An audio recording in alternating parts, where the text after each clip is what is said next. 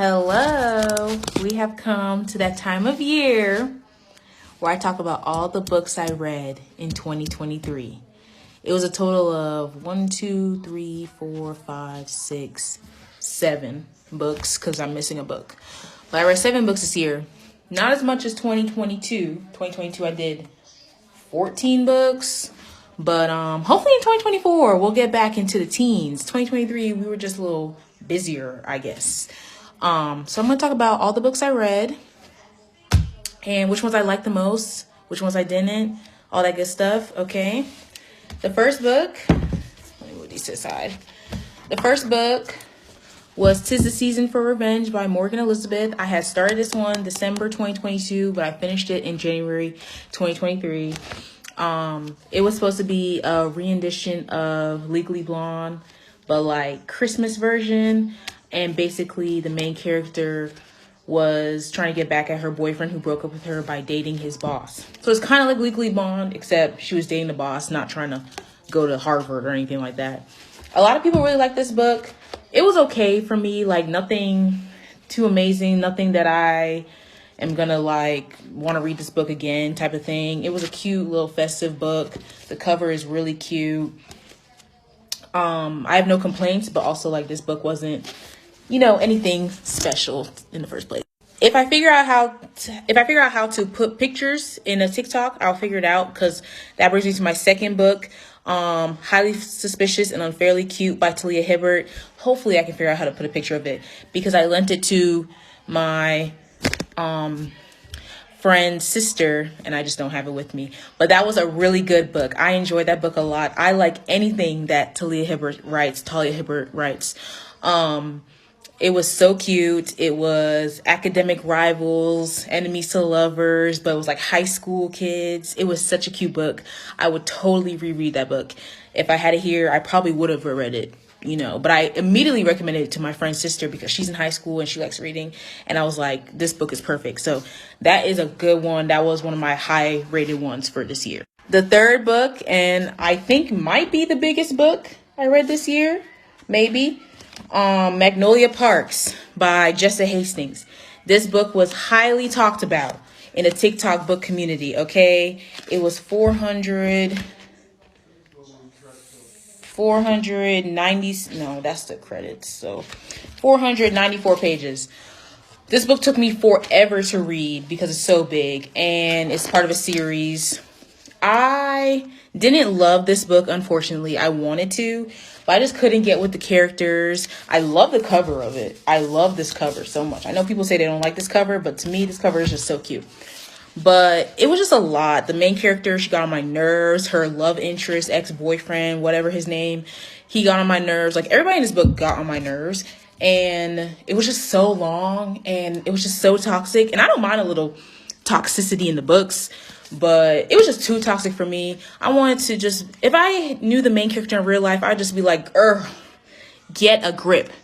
So yeah, I never got to read. I never was interested in reading the rest of the series. Maybe one day I will, but it's not looking great. It wasn't my most favorite book. Like, I'm probably going to give this book to Goodwill, not to be rude. Third book was Throttled by Lauren Asher. This was an F1 base book. It's part of a series as well. It's the first book. I think there's 4 books in this series, and it was like it was a brothers enemy to lovers type of thing. This book was cute. I like anything Lauren Asher writes. Nothing monumental. People say other books in the series are better than this one.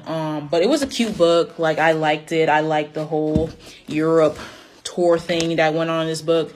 It was a classic Lauren Asher book full of nice romance and some great banter and all that good stuff. So I really can't complain about this one. So now the last 3 books are the books that really just made my 2023 reading amazing. I feel like my first half of 2023 reading was it was so-so. But the second half, starting off with this banger right here. Before I Let Go by Kennedy Ryan. Dare I say the best book I read this year. Dare I say the best book I read in the last 2-3 years since I picked back up on my reading. This book was so well written. It was full of so much passion, realness, just everything. Kennedy Ryan put crack in this book. It was so good. And I follow her on TikTok, and I saw that the sequel, or not sequel, but like the second book is coming out in, I think, March or April. I'm gonna tag Kennedy Ryan in this, so I hope he sees it, because girl, I love your writing. Josiah and Yasmin, perfection. This book made me cry, I think. Yeah, it did make me cry at one point. These characters were just so raw and real, and I loved it. I loved it so much. I have to get into more of her books in 2024, because she has a lot more books.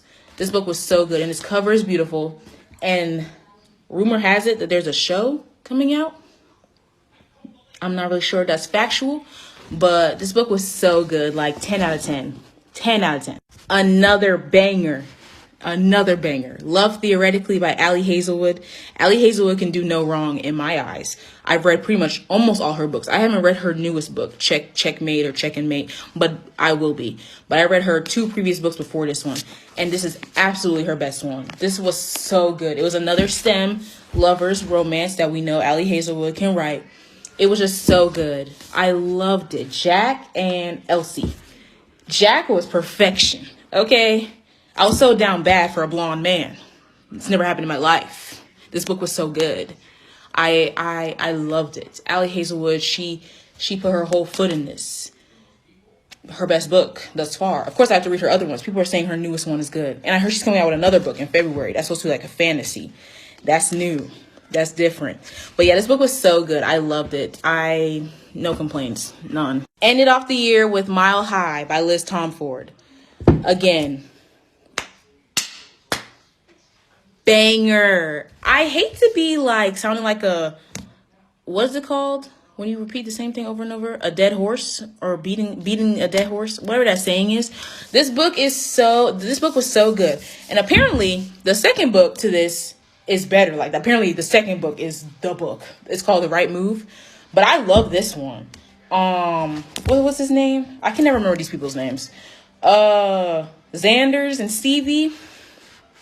Yeah, Xanders was that guy. I know people said they didn't really like Xanders at some point, but I really liked them. I love this book. It was long too. This was a long one. Don't get me wrong. Sometimes I feel like these romance authors can shorten their books a little bit.